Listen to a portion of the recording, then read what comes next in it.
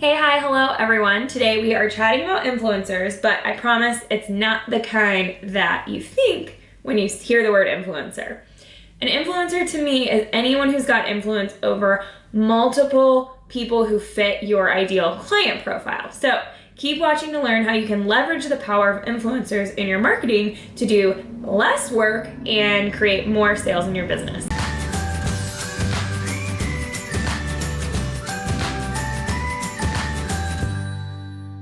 Hi, I'm Laney Shank of Design by Laney, and my job is helping other creative entrepreneurs take themselves seriously in business. If you found this video helpful, please leave us a comment that says so and give us a like, and also subscribe and hit the little bell icon so that you don't miss any of our videos that come out every Thursday about creative entrepreneurship, stationery, calligraphy, and graphic design. Today we're chatting about business influencers, which I mentioned is anyone who's got influence over multiple people who fit your ideal client profile. So this can go a lot further than just paying someone with a lot of followers to like your product or share it on their Instagram, for instance. You can use it outside of Instagram, which you may never have heard of influencer marketing outside of Instagram, but we'll talk about that today. If you're not quite sure who your ideal client profile is yet, that's the first step. So download our free ideal client worksheet, which is linked below this video, and get that filled out. Okay, you got that handled? Good. Now let's dive in with the first question, which is who is an influencer for your business? An influencer is literally anyone who has influence over someone's purchasing decisions. So maybe my friend has had a really good time and great results doing Orange Theory Fitness. So she might try to entice me to join by showing me how much weight she's lost, showing me progress pictures, maybe even bringing me to a free class with her. There's nothing in it for her, but she's still doing work to try and influence my decision to join Orange Theory. I may also ask my mom, my coworker, 3 other friends what they think of Orange Theory. So these are all different examples of influencers in my life. Why are influencers so great? The main power of influencers is they take a lot of work off of your plate. It's a lot easier to form 1 really positive relationship than it is to form 7 really positive relationships. But if you find the right influencer, you can leverage 1 positive relationship with 7 positive relationships that they have in order to get those 7 people to potentially become your clients. Heck, you may even find an influencer who's got a positive relationship with 17, 57, or even 107 of your ideal clients.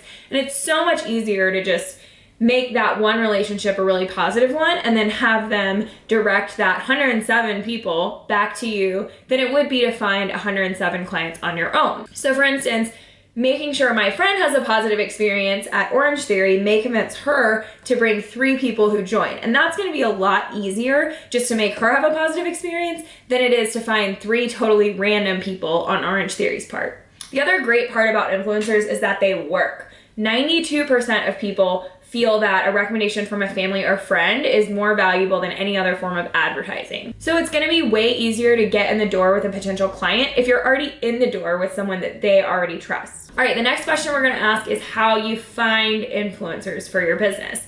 So you're not Orange Theory, you're not sure where to start with this, but the first thing that you need to do is fill out your ideal client profile and be very, very solid on who you're trying to attract. If you haven't gone ahead and filled out our worksheet, of course, we have it linked below, like we mentioned before. Definitely recommend filling that out so that you can understand who you're trying to reach and why you're trying to reach those people. Once you understand who you're trying to reach, just make a list of different places those people are. And by places, I don't mean like in a coffee shop, although that's actually a great one for some businesses. A place could be on Instagram, on Periscope. A place could be reading a bridal magazine or blog, for instance. And make a list of who those people are likely to trust when they're making purchasing decisions. Those are all going to be your influencers. So places and people that they already trust and feel comfortable with when they're making purchasing decisions. Before this video, I asked some people on Instagram to submit their ideal client profile. So we're gonna go through some of those as examples just to see how this works. Someone said their ideal client is punk rock but loves Gucci. I think this is so cool and unique. So brides and grooms who have this vibe are going to really be attracted to kind of glam, trendy, unique venues. So venue managers and planners who work at those venues will be great influencers for this person. Also, there are a few like rock and roll style wedding blogs, publications that come out that would be a great fit for you as well.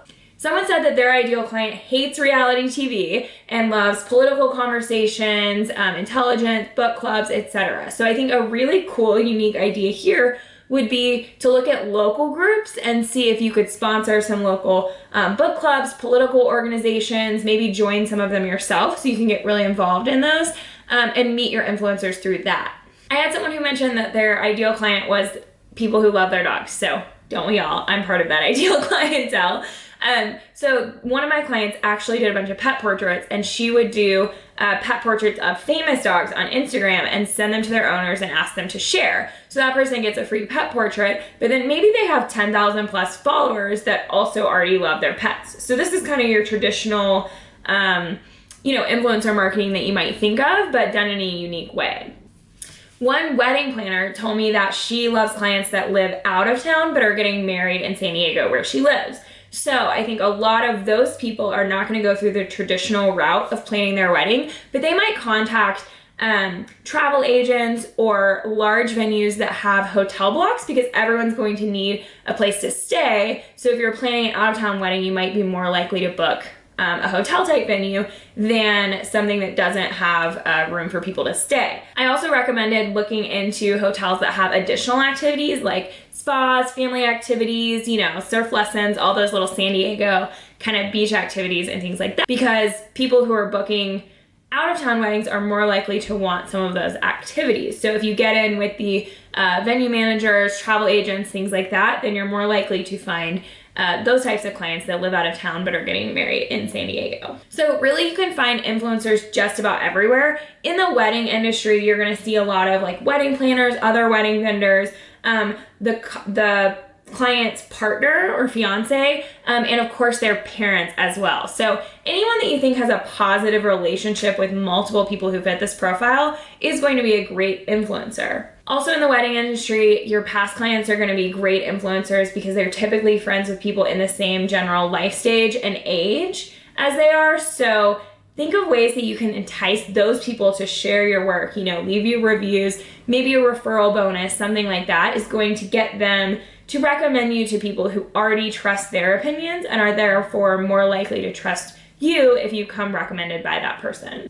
As far as working with the influencers and what you want to incentivize them with, that's completely up to you and how you do business. We love to send free samples, additional resources, free shipping, anything that's gonna make them look good to their client if they're another vendor, or even affiliate payments for people who send us business regularly. If someone can take the hassle of finding a new client off your plate, then that is definitely worth something in our book. We hope you've enjoyed this little chat and that we've shed some positive light on the term influencers, which I know has gotten such a negative rap lately. So I want you to think outside of Instagram. I want you to think outside of someone having 10,000 followers because, like I mentioned, it could be as simple as someone who has 5 positive relationships and they still bring a ton of value to you because they're bringing you qualified clients with a trusted recommendation. As always, let us know what you think of this video. If you found it helpful, please comment below. Talk about the industry and your ideal client profile, and we'd be happy to recommend some additional influencers that you may not have thought of. And as always, give us a subscribe, click the little bell icon so that you get notified of all of our future videos that release every Thursday. Thanks, everybody.